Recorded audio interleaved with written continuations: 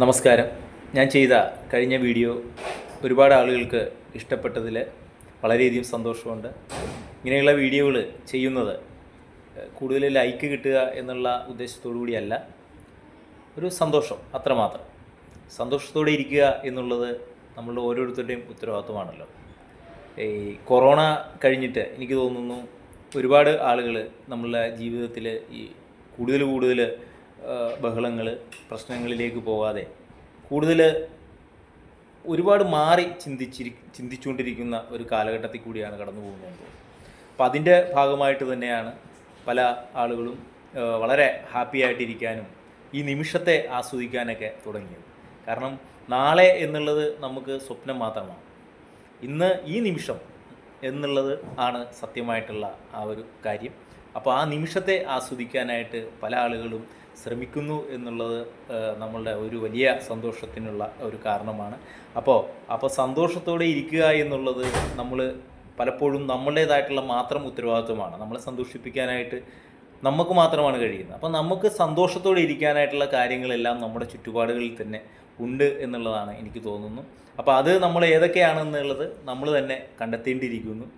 ഞാൻ കഴിഞ്ഞ ഒരു ഫേസ്ബുക്ക് പോസ്റ്റിലിട്ട ഒരു ഇതാണ്, ചെറിയ സന്തോഷങ്ങൾ, ഒരു ചായ കുടിക്കുമ്പോൾ പോലുള്ള സന്തോഷങ്ങൾ ലഹരിയാക്കി മാറ്റാനായിട്ട് കഴിയണം എന്നുള്ളത്.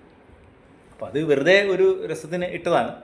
പക്ഷേ അതിലെൻ്റെ ഒരു സുഹൃത്ത് ഒരു മറുപടി ചോദ്യം ചോദിച്ചത്, എങ്ങനെയാണ് ചായ കുടിക്കുമ്പോൾ ലഹരി കണ്ടെത്താൻ കഴിയുക എന്നുള്ളത്.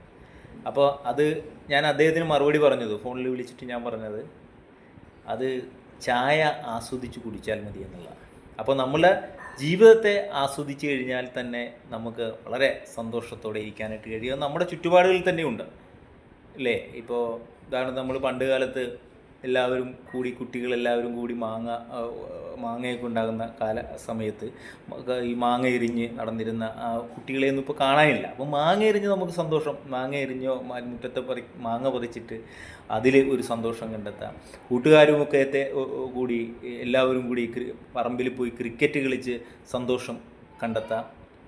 അതുപോലെ നമ്മളുടെ വീട്ടുകാരുമൊക്കെ ആയിട്ട് ഒരുമിച്ചിരുന്ന് ഭക്ഷണം കഴിച്ച് സന്തോഷം കണ്ടെത്താം.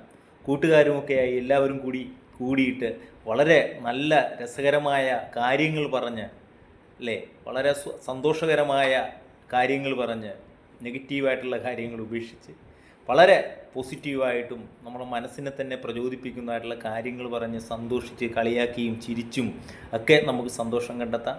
അപ്പോൾ അങ്ങനെയുള്ള സന്തോഷങ്ങൾക്ക് പുറകെ പോയി ജീവിതം തന്നെ ലഹരിയാക്കി മാറ്റാനായിട്ട് എല്ലാവരും ശ്രമിക്കണം എന്നുള്ള കാര്യങ്ങൾ ഓർമ്മിപ്പിച്ചുകൊണ്ട് നിർത്തുന്നു. Thank you.